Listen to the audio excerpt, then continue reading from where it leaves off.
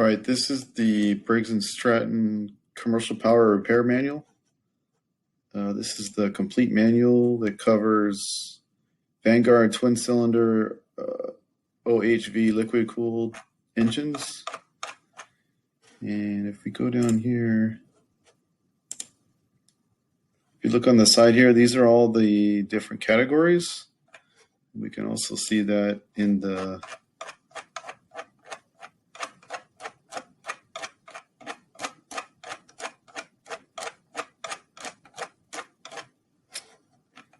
right here in the table of contents. So on the table of contents, you can just, if you want to go to a certain section, you can click on it. I guess it doesn't work. This is engine assembly, engine overhaul, complete bearings, and troubleshooting also. General information: will not start, starter current draw test, no load, starter current test, engine assembly.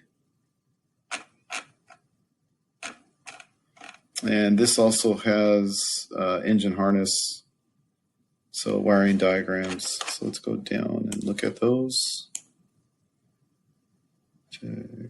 Harness.